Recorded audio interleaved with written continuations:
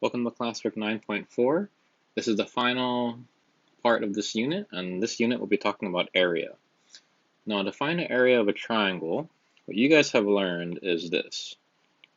The area of a triangle, you do 1/2 base times height.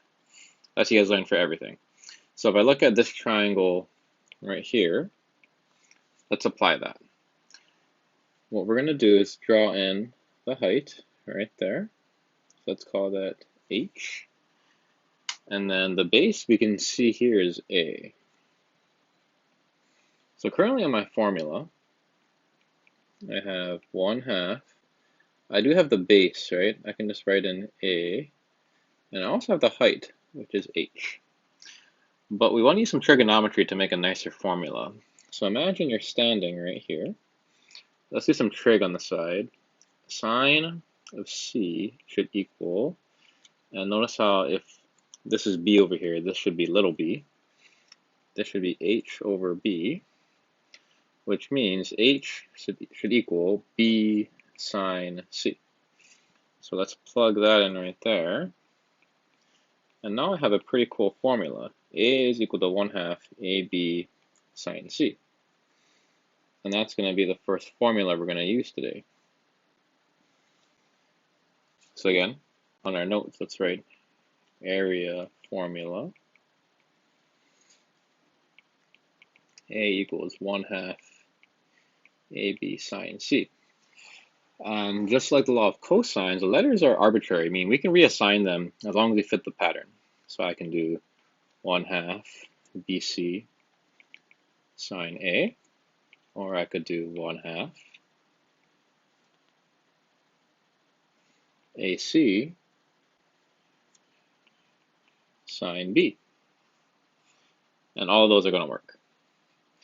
Okay, and the main thing to know for this triangle, so let's box that, or for this formula, I should say, the main thing to understand is this is only for side angle side triangles. So it's a great formula, and it works really well with side angle side triangles. And this formula does come up in the ACT as well. Not really the SAT though. Let's go to the first one. Find the area of a triangle for which A is 8, B is 6, C is 30. So just draw a triangle right here. Fill it in. ABC. A is 8, B is 6, C is 30. First, verify that we are in the side angle side case, and we can see that side angle side. So our formula is going to be 1/2 the two legs, 6 times 8, and then sine of the included angle, 30. Now, you could use a calculator, but there's no need to, because we know what 1/2 of 6 is. That's 3. 3 times 8 is 24. And then sine 30 is 1/2. So the area is just 12, and I'll write u squared for units. And there's our first problem done.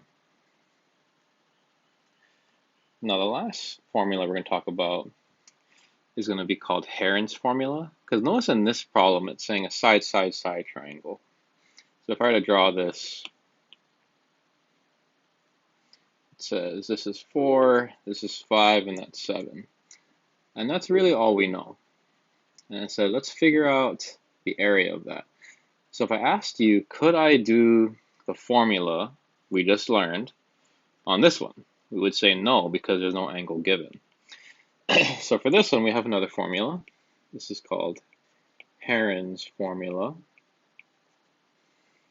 This one I'm not going to prove. The proof is actually pretty crazy, so we're not really going to go over that in this class. If you're more interested in it, we can talk about it on the side.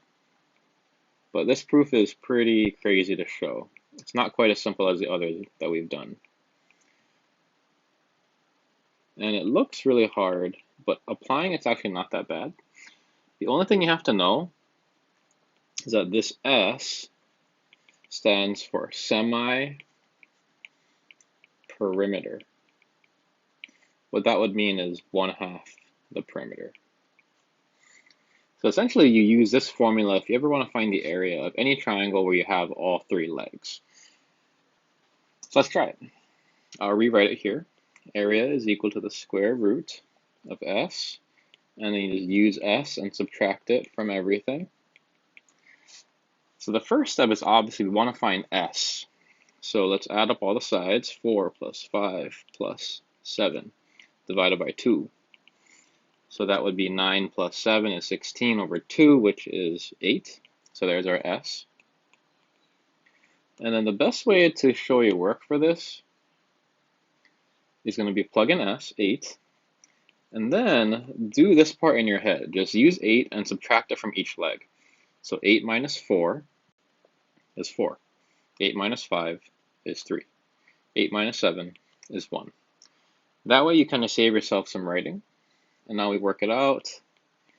A is equal to the root of 8 times 4 times 3. Now again, we could use a calculator, but let's say we didn't have a calculator. Let's just do some manipulation here.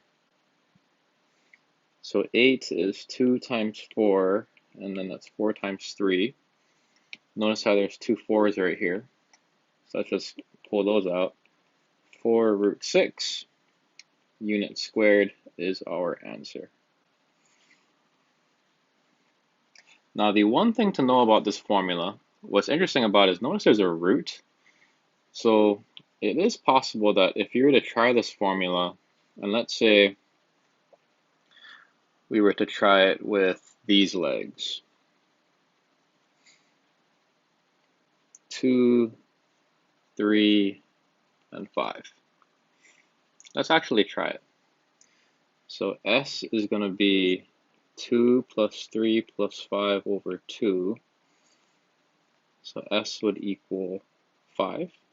That's just 10 over 2. If we were to actually try this, area equals square root, that's 5. 5 minus 2 is 3. 5 minus 3 is 2. 5 minus 5 is 0. Notice how you get 0 here. Why does that happen?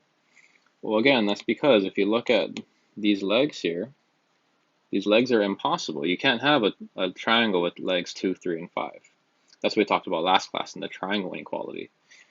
So the formula is also useful because this part right here, it will tell you if the triangle will even exist. So it'll confirm triangle's existence. Meaning if it became 0, the triangle is really not possible. And if it became negative, you know that as well the triangle would not be possible. Right, that's our lesson on area.